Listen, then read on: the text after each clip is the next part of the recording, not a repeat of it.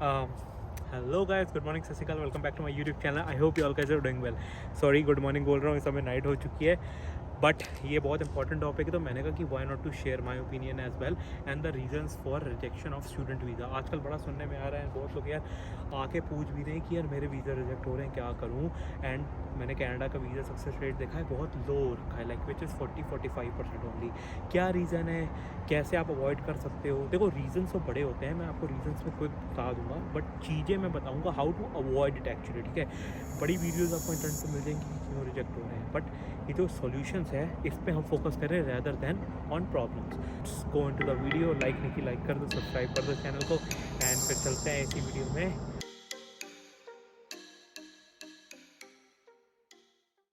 सो सबसे पहली पॉइंट की हम बात करते हैं which is relevancy of your course. इसका मतलब क्या होता है? इसका सिंपल मतलब ये है कि जो आपने पहले स्टडी की है 12th में या बैचलर्स में, उसी से रिलेटेड कोई कोर्स आप ले रहे हो कनाडा आने के लिए।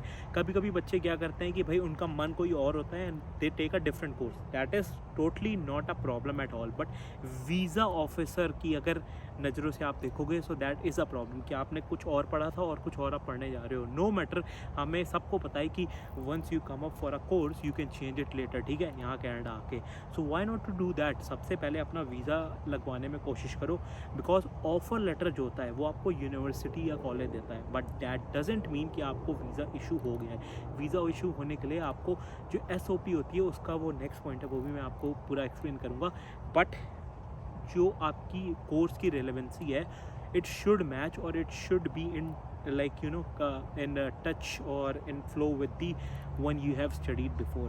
तो जैसे अगर आप कॉमर्स के साइड हो, सो कॉमर्स साइड के कोई कोर्सेज हो, यहाँ पे आप सोशल साइंस ले सकते हो या आप इकोनॉमिक्स ले सकते हो वगैरह वगैरह। अगर आप साइंस साइड के हो तो आप टेक में जा सकते हो, फिजिक्स केमिस्ट्री बायो में जा सकते हो। पटाखे बज रहे हैं, आई नो, जस्ट बोलो थोड़ा। ये मेन फोकस है इस पॉइंट को समझाने का कि भाई इस चीज़ को थोड़ा सीरियसली लो और इस चीज़ को अपने दिमाग में बैठा लो कि आपको जो कोर्स मन का लेना है वो आप कनाडा आके भी चेंज करा सकते हो विद इन योर यूनिवर्सिटी और कॉलेज।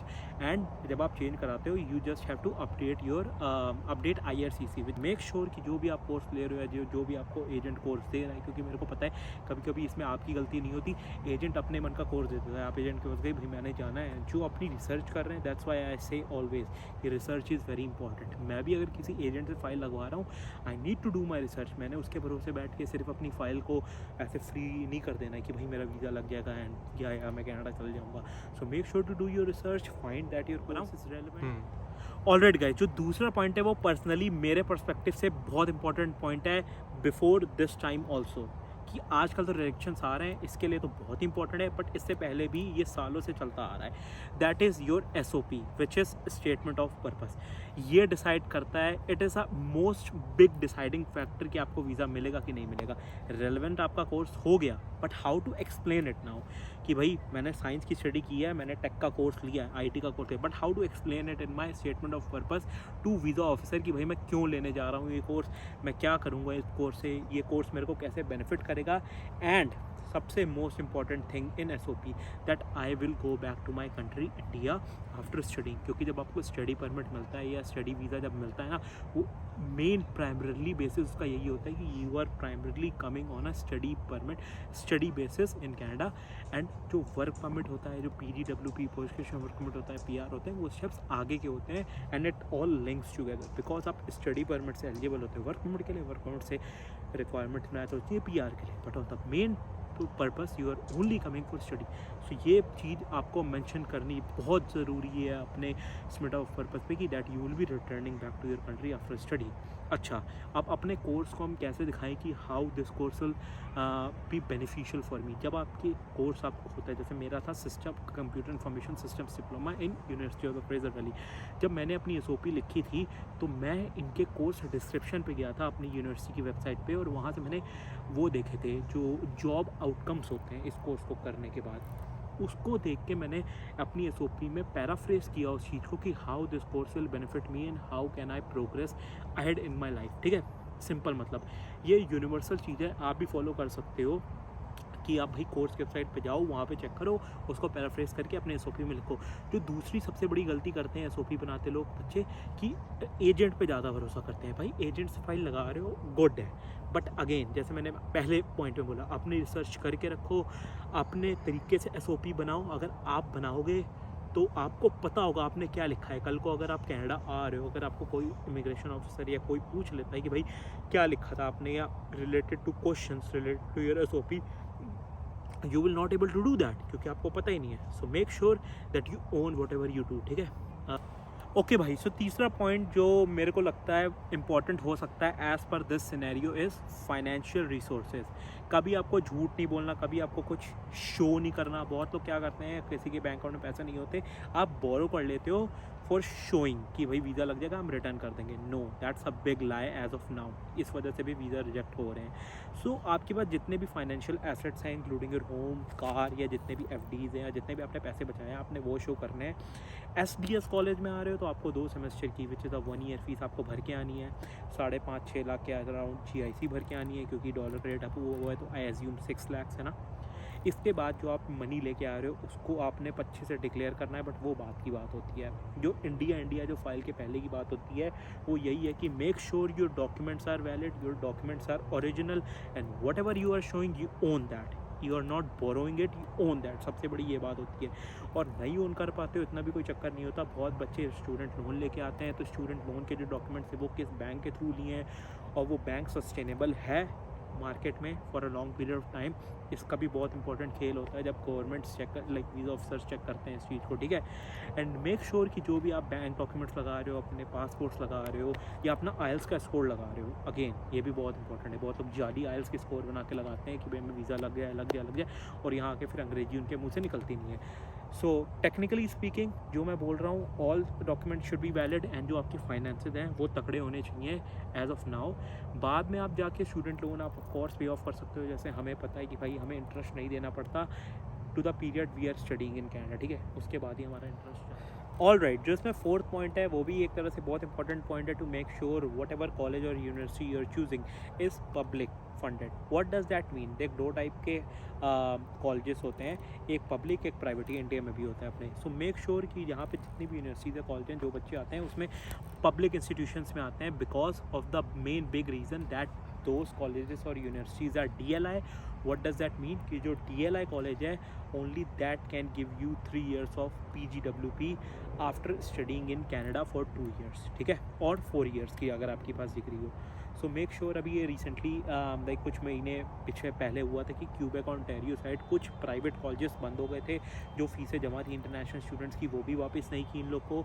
और government is not responsible for any of these things. कभी पब्लिक अगर इंस्टीट्यूशन बंद होता है ना, government is at least funding you और giving you the money back, but for private colleges even government भी अपनी वेबसाइट से लिखती है कि be at your own risk, कि भाई अगर आप जा रहे हो अपने रिस्क पे जाओ।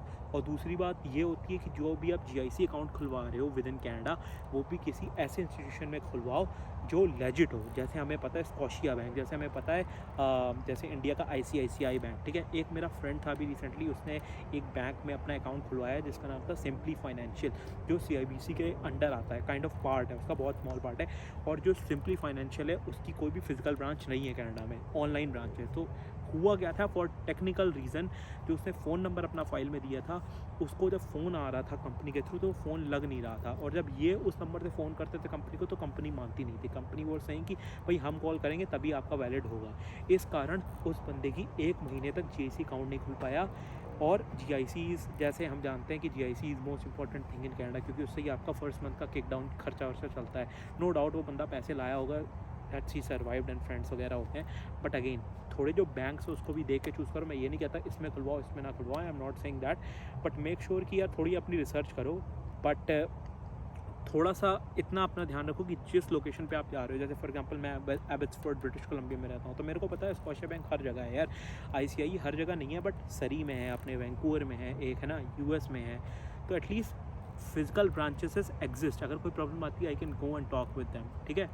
सो ये 2 पॉइंट थे, पब्लिक इंस्टीट्यूशंस एंड GIC। इसका भी बड़ा ध्यान में रखें, क्योंकि आपके GIC लेटर भी लगता है जब आपका स्टूडेंट वीज़ा लगने जा रहा होता है। इसके अलावा अगर मैं बात करूँ क्विकली एक बात की, इस समय जो इन्वेंट्री है वो अगेन ग्रो अप हो चुकी है to 2.9 million total applications which includes PR, students, workers, visitors and so on.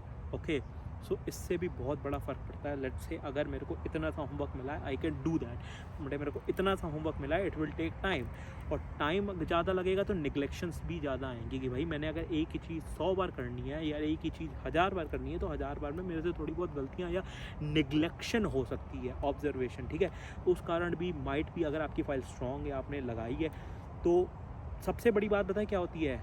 Reasons बड़े सारे हो सकते हैं और सबके अलग अलग होते हैं. हम किसी के कैटेगराइज नहीं कर सकते किसी रीज़न को. सबसे बड़ी बात है, जो आपका रिजेक्शन लेटर आता है ना, उस रिजेक्शन एक्सप्लेनेशन को ध्यान से पढ़ो और उसको seriously low and make sure कि जो आपको एजेंट बता रहा है कि किस वजह से रिजेक्शन आई है, वो लेटर आप लेके अगली फ़ाइल में उसको लगाओ. ये भी एक बहुत इंपॉर्टेंट चीज़ होती है. बहुत लोग मिस आउट कर देते हैं कि भाई ऐसे ही बता देते हैं, बट नहीं, रिजेक्शन लेटर लगाओ और एक अपना भी एक्सप्लेनेशन लेटर लिखो कि भाई मेरी फ़ाइल किस वजह से लास्ट बार रिजेक्ट हुई थी अकॉर्डिंग टू जो भी रजिस्ट्रेशन आई है, और अब मैं किस तरह से फ़ाइल लगा रहा हूँ, एक्सप्लेनिंग बोथ. ठीक है, ऑलराइट गाइस, सो यही 4-5 पॉइंट्स हैं जो मेरे ध्यान में आए, जिसको आप अपने ध्यान में रख सकते हो while you are applying for student visa of Canada या किसी भी कंट्री का यार. और सिंपल मेरी तरफ से जो एक ओपिनियन है या एक्सपीरियंस के बेसिस मैं कह सकता हूँ कि अपनी फ़ाइल को थोड़ा ऑर्गेनाइज्ड वे में लगाओ. जो भी आप डॉक्यूमेंट्स लगा रहे हो ना, उसका एक इंडेक्स पेज बना दो यार, कि पेज 1 to 5 में ये है, पेज 6 में ये है, एंड सो ऑन. ठीक है, उससे विजिटर वीज़ा ऑफिसर को भी विजिटर कह रहा हूँ, जो वीज़ा ऑफिसर है उसको भी फ़ायदा हो जाता है, और आपकी फ़ाइल अगर ऑर्गेनाइज है ना, तो एक तरह से मोर स्ट्रॉन्ग वे में प्रेजेंट आप करते हो, बिकॉज प्रेजेंटेशन इज़ एवरीथिंग. भाई मैं स्टूडेंट अगर हूँ, मैं भी स्टूडेंट वीज़ा लगा रहा हूँ, 4 बच्चे और लगा रहे हैं, but how I am presenting my file, that makes a whole lot of difference. ठीक है, बाकी इसके अलावा यहीं पे करते हैं इस वीडियो को एंड. कोई भी क्वेश्चंस या कोई भी डाउट्स हो आप मेरे इंस्टाग्राम पे कर सकते हो कमेंट. इंस्टाग्राम यहाँ पे ऊपर कहीं पे आ रहा होगा. एंड लगी हो तो लाइक कर दे, सब्सक्राइब कर ले चैनल को, ऐसी सही वीडियोज़ आती रहेंगी इन फ्यूचर. जो टॉपिक पे वीडियो चाहिए कमेंट कर दो या इंस्टाग्राम पे अगेन मैसेज करो. I am more than happy to welcome you और I am more than happy to help you. बाकी 1-on-1 का फ्री सेशन का लिंक भी दे रहा हूँ नीचे, और बाकी जितने भी DLI कॉलेजेस या जितने भी पब्लिक फंडेड फाइनेंशियल्स, जितने भी मैंने अभी चीज़ों की बात की, सारे लिंक्स डिस्क्रिप्शन में हैं. So make sure to check that out. ठीक है, बाकी मिलते हैं किसी नेक्स्ट वीडियो में बहुत जल्द आपके साथ. Have a good one, stay safe, bye bye.